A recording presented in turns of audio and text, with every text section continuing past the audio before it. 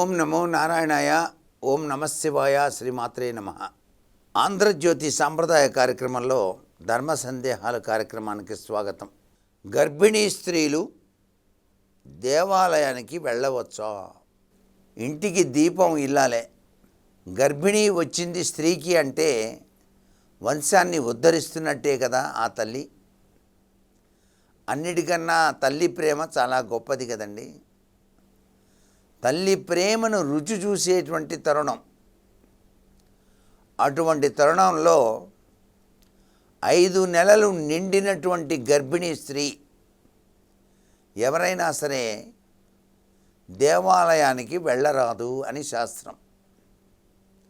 6వ నెల దగ్గర నుంచి పురుడు వచ్చినట్టు లెక్క.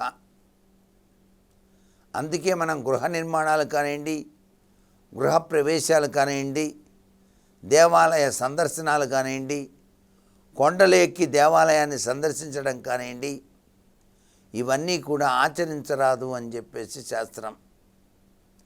ఇంటి నిర్మాణం కనుక ప్రారంభిస్తే ఆ ప్రారంభ సమయంలో వాడేటువంటి మూతలు, నిర్మాణం చేసేటప్పుడు సౌండ్స్ వస్తాయి కదండి.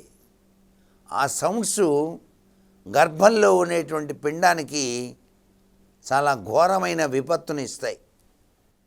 అందుకే గర్భిణీ స్త్రీ ఎప్పుడూ కూడా ఉల్లాసంగా ఆనందంగా ఉండేటువంటి విధి విధానాలు అమర్చుకోవాలి. మనసు ప్రశాంతంగా ఉండాలి. గర్భవతి అయిన స్త్రీని తన భర్త చాలా ఆనందకరమైన ప్రభావంలో ఉంచేట్టుగా తప్పనిసరిగా ప్రవర్తించాలి. చిన్న మాట కూడా అనకూడదు. చక్కగా ఆనందంగా నవ్వుతూ కాలం గడిపేటట్టుగా పక్కన కూర్చొని ప్రేమాస్పద ధోరణితో చూడాలి. నువ్వు కనుక ఆడపిల్లని కన్నావంటే ఇంకేం లేదు, తస్మాత్ జాగ్రత్త అని చెప్పేసి ఆమెను బెదిరించకూడదు. ఆడపిల్ల కనాలన్నా మగపిల్లవాడు కనాలన్నా అదంతా నీ యొక్క యోగాన్ని బట్టిగా వచ్చేది. నువ్వు ఇచ్చేటువంటి రేతస్సు యొక్క ప్రభావమే కదా. ఆమె మీద నిందలు మోయటం ఎందుకు? నాకు అవసరం లేదు, నేను విడాకులు ఇస్తున్నాను అనే డైలాగులు కూడా చాలా తప్పు. పురుషుడు జ్ఞాని కావాలి, అజ్ఞాని కాకూడదు. నీకు సంతానం కలుగుతోంది అంటే ఎన్ని జన్మల సుకృత పుణ్యమో.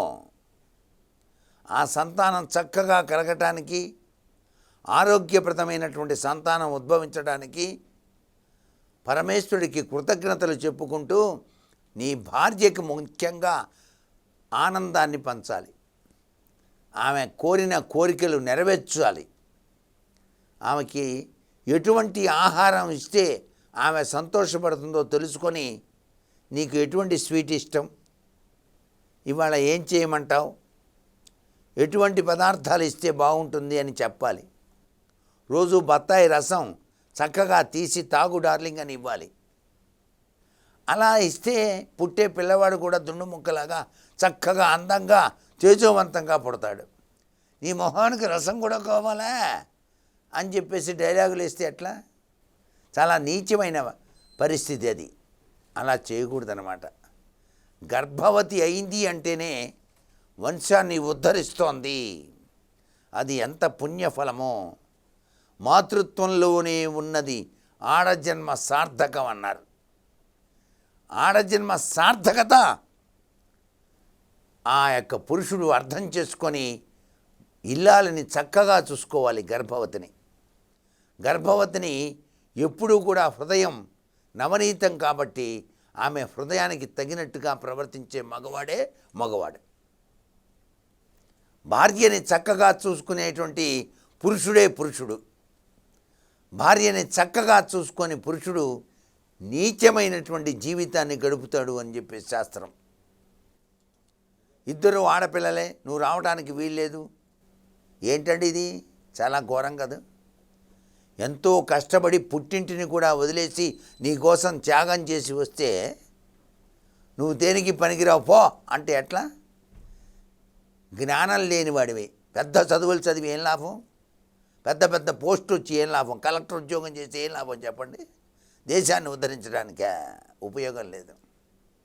కలెక్టర్ ఉద్యోగాలు కూడా చేసేవాళ్ళు ఆ విధంగా ప్రవర్తించే పురుషులు ఉన్నారు. చాలా చాలా నీచమైంది అది. కాబట్టి ఏ పురుషుడైతే ఇంటి ఇల్లాలని చక్కగా చూసుకుంటాడో వాడికి అదృష్టం పట్టి తీరుతుంది. భార్య అర్ధనారీశ్వరి అనే విషయాన్ని గుర్తుపెట్టుకొని వ్యవహరించాలి పురుషులు.